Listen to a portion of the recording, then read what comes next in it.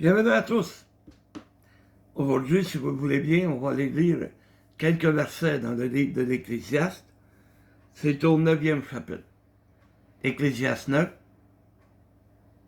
à partir du verset 14.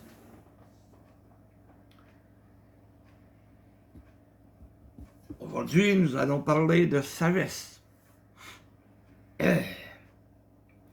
Ecclésiaste 9, le verset 14. Il y avait une petite ville, avec peu d'hommes dans son sein. Un roi puissant marcha sur elle, l'investit, et éleva contre elle de grands forts. Et il s'y trouvait un homme pauvre et sage, qui sauva la ville par sa sagesse. Mais personne ne s'est souvenu de cet homme pauvre. Et j'ai dit, la sagesse vaut mieux que la force. Cependant, la sagesse du pauvre est méprisée, et ses paroles ne sont pas écoutées. Salomon donne l'exemple d'un homme sage. Un homme sage qui était pauvre. Et à cause de sa sagesse, il a sauvé sa ville. C'était une petite ville qui avait été investie par un roi puissant. Et il a élevé des forts contre elle. Elle ne pouvait ni rentrer ni sortir. Mais on ne sait pas ce qu'il a fait l'homme sage. Le roi Salomon ne nous en parle pas. Mais à cause de sa sagesse, il a sauvé la petite ville. Et cet homme nous fait penser à Jésus. Jésus qui a laissé le ciel, laissé sa place auprès du Père, et qui est venu sur terre. Il était pauvre sur terre, il avait ni richesse. Il n'était pas reconnu à sa juste valeur, il était méprisé de tous. Mais pourtant, il a apporté la sagesse sur la terre. Et ce que nous allons voir aujourd'hui, c'est ce que dit la grande sagesse de Jésus. Et vous allez peut-être trouver ça bizarre, mais qu'est-ce que dit la grande sagesse de Jésus? La sagesse de Jésus est contraire à ce que nous sommes, c'est-à-dire des êtres humains. Et nous avons des pensées humaines avec des impulsions. Et ces impulsions sont causées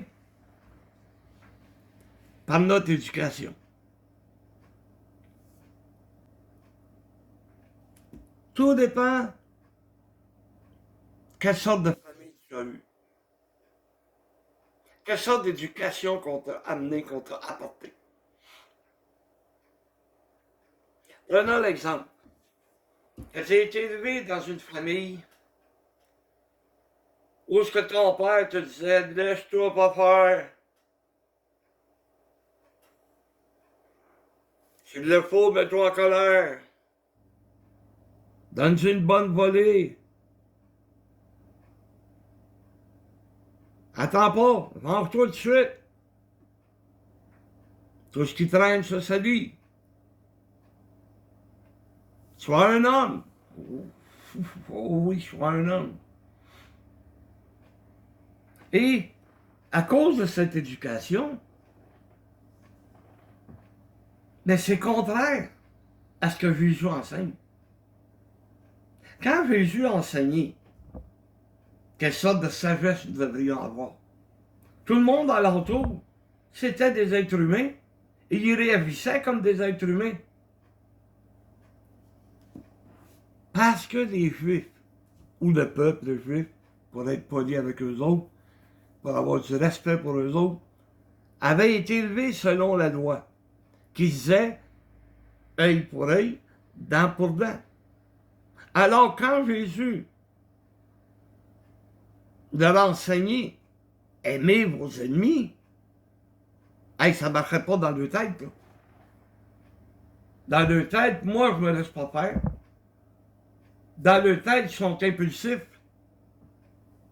Si tu t'en prends à quelqu'un que j'aime, moi, je m'en prendre à toi. Et c'est tout à fait naturel. Si quelqu'un s'en prenait à ma femme, penses-tu que je laisserais faire ça? Penses-tu que je me mettrais à genoux, puis Seigneur, empêche le voleur de s'en prendre une volée à ma femme? M'excuse, je suis un être humain moi aussi. Et je suis impulsif moi aussi.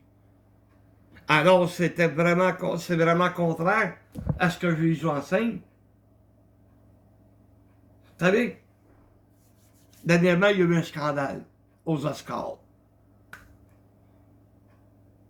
Will Smith a donné une tape sur le nez à celui qui se moquait de sa femme.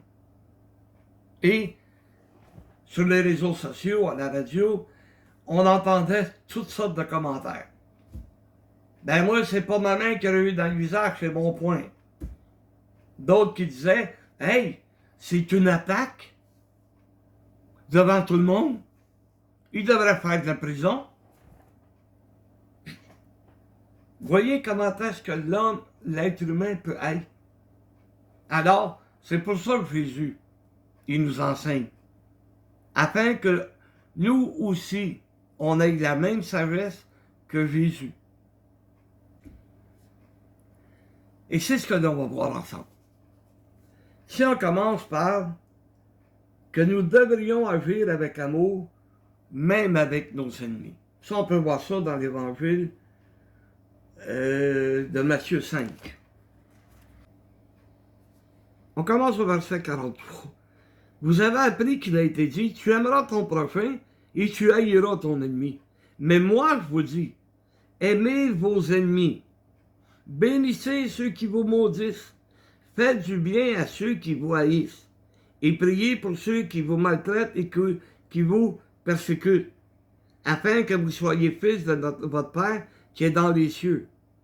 Car il fait lever son soleil sur les méchants et sur les bons. Il fait pleuvoir sur les justes et sur les injustes. Aimez vos ennemis. Voyons, si c'est mon ennemi, c'est contraire à ce que moi je pense. C'est contraire à ce que moi j'ai appris. C'est contraire à mon impulsivité. Mais Jésus dit bien, bénissez ceux qui vous maudissent.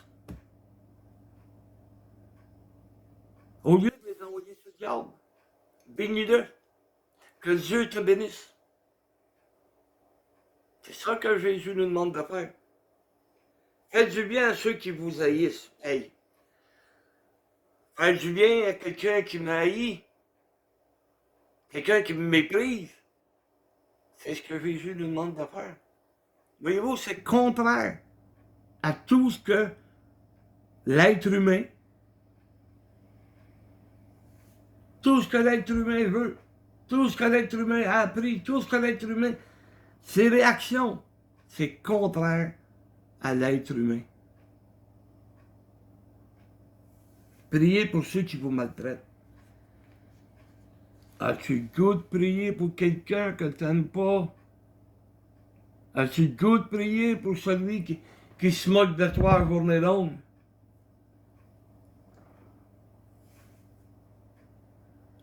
Savez-vous de quelle manière je suis venu à l'église? On m'a témoigné, c'est vrai. J'ai fait la connaissance de quelques frères. Ça a pris 1 an avant que Dieu touche mon cœur. Ou que je me laisse, c'est mieux dire que je me laisse toucher par Dieu. Mais il y avait un frère en particulier qui passait devant ma maison. Et sa femme, à cause que je les persécutais, à cause que je me moquais d'eux autres, sa femme lui a dit, ah, il viendra jamais à l'église. Et son mari lui a dit, hey femme, Dieu nous demande de prier pour lui. Et c'est ce qu'il faisait. Et quand je suis arrivé à l'église, que j'ai été à l'église, je suis devenu un membre de l'église, Il m'a conté ça. Et il dit, hey, ça n'a pas d'allure. Comment est-ce que tu as fait? Et je croyais que tu viendrais à l'église. C'était par la foi que j'ai prié pour toi.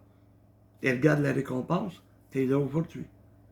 Alors voyez-vous, il a agi comme Jésus demandait, avec sagesse.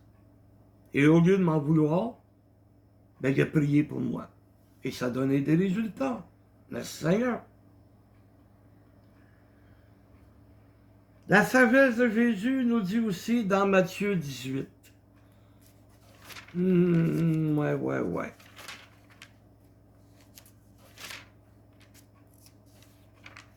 Imaginez-vous après nous avoir enseigné de prier pour nos ennemis, de tout faire pour être agréable à Dieu. Et dans Matthieu 18, à partir du verset 15, 18 à partir du verset 15. Si ton frère a péché, va et reprends-le entre toi et lui seul. S'il t'écoute, tu as gagné ton frère. Mais s'il ne t'écoute pas, prends avec toi une ou deux personnes, afin que toute l'affaire se règle sur la déclaration de 2 ou de 3 témoins. S'il refuse de les écouter, dis-le à l'Église. Et s'il refuse aussi d'écouter l'Église, qu'il soit pour toi comme un païen et un publicain. Aimez vos ennemis. Mais là, c'est pas un ennemi, c'est notre frère. Et Jésus nous recommande d'aller le voir entre toi et lui. Ça ne regarde pas les autres, là.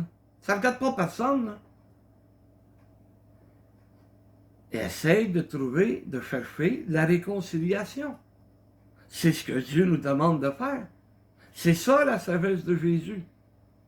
Si tu vas vers ton frère et qu'il y a une réconciliation, tu vas pouvoir vivre encore les beaux moments comme tu vivais avant que ça arrive. Avant que le problème arrive. Avant que le problème survienne.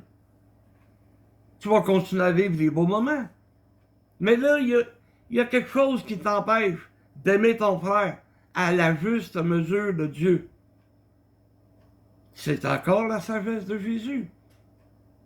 La sagesse de Jésus qui nous amène à avoir la paix et à s'aimer les uns les autres. Et on continue. On va aller voir la sagesse selon Luc 6.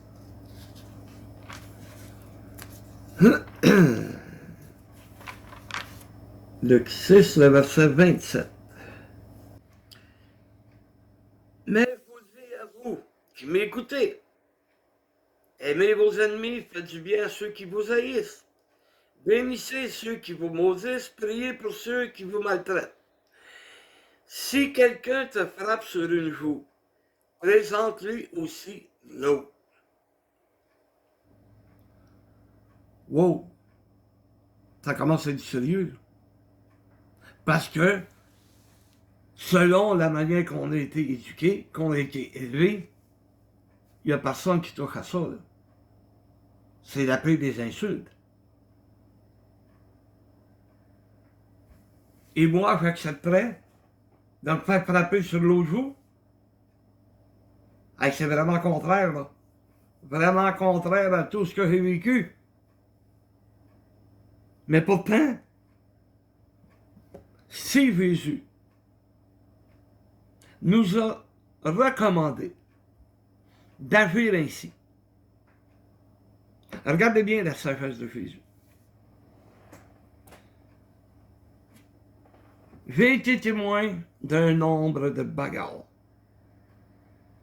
Et c'est toujours la même manière, toujours la même chose qui arrive. Quand un des deux a plus d'arguments, ben il commence à élever la voix. Et l'autre, hey, tu commenceras pas à crier après moi, hein? Et c'est là que le mal en nous va réagir. Mais si quelqu'un a plus d'arguments, et ça arrive souvent quand on témoigne, OK?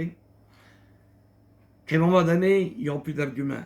Et je vais vous montrer à quel point ça peut aller loin, les arguments. Mon boss, alors que je travaillais dans une usine, on parlait du Seigneur. Je le témoignais. Puis à un moment donné, il n'y avait plus d'arguments. Puis il me dit, je te gage 25 000 piastres que les Bibles sont pas pareilles. Hein? J'ai dit, donne-moi 2 minutes, parce que j'étais jeune. J'étais jeune converti. J'ai dit, donne-moi 2 minutes. Allez voir un de mes amis, parce que ça, je peux pas répondre à ça. Et j'ai été voir un frère. Il dit, 25 000? Mais il dit 50 000. Pouh! T'es sûr de toi? Il dit, t'as pas une scène à débourser. Puis s'il embarque avec 50 000, on partage. Ah ben hey! Me là-dessus pas de parti, zouf! T'as voir mon boss? Il dit 25 000, c'est rien ça. On va te mettre 50 000. Ah ben là, il n'y avait plus d'arguments, mais vraiment plus d'arguments. Mais j'amène ta Bible catholique, puis moi, m'a amené ma Bible à moi. Puis je dis, m'a même t'emmené une Bible des témoins de Jéhovah. Pour te montrer que toutes les Bibles sont pareilles. Là, il n'y avait plus d'arguments. Alors, il a commencé à me menacer. M'a te mettre dehors. Hein? Hey, j'étais syndiqué. Lui, c'est rien qu'un chef d'équipe. Mais il était prêt à me mettre dehors. D'aller voir le boss, en colère, en fureur, puis demander au boss que lui, il me mette dehors. Mais entre-temps, j'ai eu la visite de mon délégué syndical. Et il dit là, je suis stressé, là. Il veut me mettre dehors. Il dit, quoi?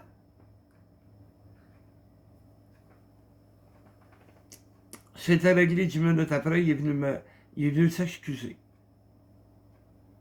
S'excuser de s'être mis en colère. Fait que voyez-vous, les arguments, des fois, là, ça va loin. Vous n'aurez plus perdre mon âme, ouais. Mais revenons à nos moutons. Alors, si je réagis comme Jésus, que la personne en face de moi s'est mise en colère, et que la colère l'a emmené à me frapper,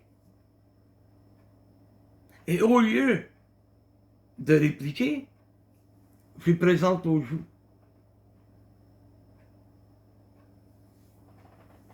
Il va être enragé 10 fois plus. Pourquoi? Parce qu'il sait que s'il me frappe à nouveau, tout le monde va parler contre lui. Tout le monde va dire, hey, t'es donc ben lâche. Frapper un homme qui se défend pas, il va se faire une mauvaise réputation. Fait que voyez-vous, ayez pas peur. Si jamais ça va jusque-là, que dans les arguments, il n'y en a plus puis qu'il te donne une claque, ben présente-lui d'autres jours. Il osera jamais frapper. C'est ça la sagesse de Jésus. Et c'est cette forme de sagesse que Jésus veut que nous ayons. Ensuite de ça, la sagesse de Jésus, de Jésus, c'est dans Marc 11. Marc 11, verset 24. C'est pourquoi je vous dis, tout ce que vous demanderez en priant, croyez que vous l'avez reçu et vous le verrez s'accomplir. Et lorsque vous êtes debout faisant votre prière, si vous avez quelque chose contre quelqu'un, pardonnez afin que votre Père qui est dans les cieux vous pardonne aussi vos offenses. Mais si vous ne pardonnez pas, votre Père qui est dans les cieux ne vous pardonnera pas non plus vos offenses. Je l'haïs. Je l'aime pas. Je suis en colère contre lui. Pardonnez à ce gars-là, jamais. Mais tu pries pour rien. Ça donne absolument rien de prier. Dieu ne pardonne pas non plus. Parce qu'il faut pardonner à ceux qui nous offensent. C'est ça la sagesse de Jésus. Comme on a vu tantôt dans Matthieu 18. Si mon frère a péché, ben, je dois me réconcilier avec lui. Je dois être prêt à lui pardonner. Et pardonner, là, c'est pas juste, ah oui, je te pardonne. Puis garder quelque chose sur son cœur. Non, non, non, non, non, c'est pas ça, là. Le pardon, c'est pas ça du tout. Pardonner, c'est oublier. Mais l'être humain aime ça, la rancœur.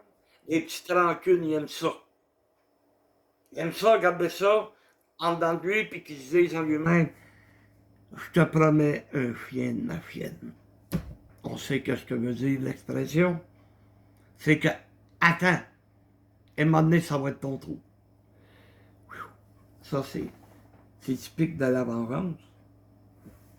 Et c'est justement le prochain sujet dans Romains 12, le verset 19.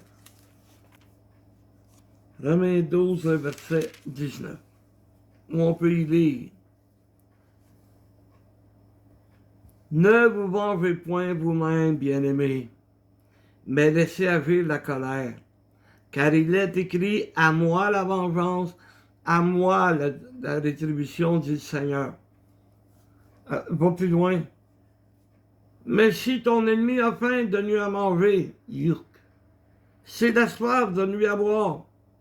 Car en agissant ainsi, ce sont des chardons ardents que tu amasses sur sa tête. Ne te laisse pas vaincre par le mal, mais surmonte le mal par le bien. Essaye pas de te venger toi-même. Or, sur le coup, tu vas lui donner une bonne volée. Mais ce que Dieu peut lui faire est bien pire qu'une bonne volée. Il dit au contraire, donne-lui à manger s'il a faim. Donne-lui à boire s'il a soif.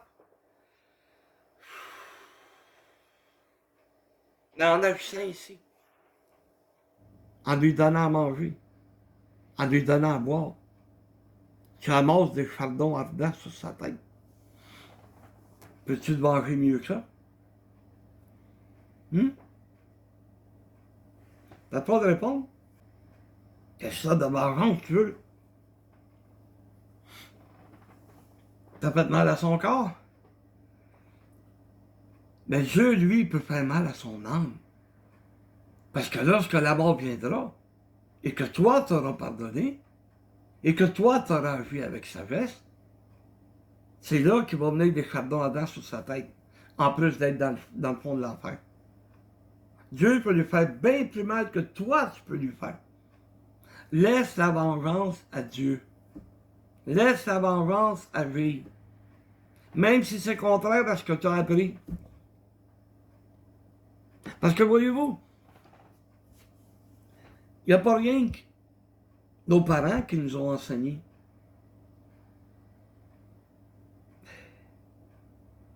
Il y a nos coachs, ceux qui font du sport. Les vieux coachs, les anciens coachs. C'était pas en autant que tu t'amuses. Ah non, non, non, je te donne le meilleur de toi-même, puis il faut gagner absolument. S'il faut frapper, on va frapper, puis blablabla. Bon. Et aussi à la télévision. Vous n'êtes pas rendu compte. Puis on s'en rend pas compte. Quand on regarde un bon film, et qu'il y a un méchant, qui fait toutes sortes de choses, on l'écoute, puis à mesure que le film passe, on vient en colère. Mais quand le héros arrive à la fin du film, et qu'il défait le méchant, qu'il tue ou qu'il l'envoie en prison, on est là, puis yes! On se laisse influencer. On s'en rend même pas compte.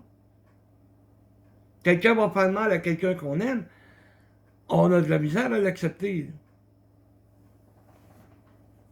Tant aussi longtemps qu'il s'en prend pas physiquement. moi, ça me dérange pas. Mais s'il s'en prenait physiquement à ma femme, un de mes enfants, un de mes petits-enfants, ouf! Je vous dis, il ferait de la misère. Il ferait beaucoup de misère. Parce que je veux défendre ceux que j'aime. Je veux les garder à côté de moi, puis je veux qu'ils soient heureux.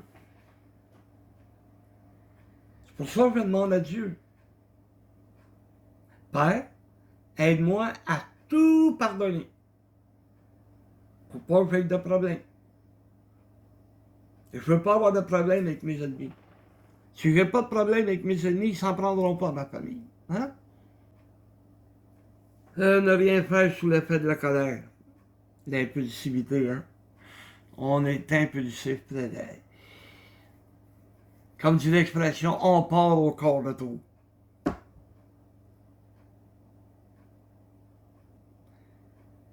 Ne vous mettez pas en colère. C'est dur, parce qu'il y a des fois des choses. Ça te met en colère. T'écoutes des affaires. T'écoutes la radio, t'écoutes la TV, t'écoutes les nouvelles, il y a des affaires qui nous enragent.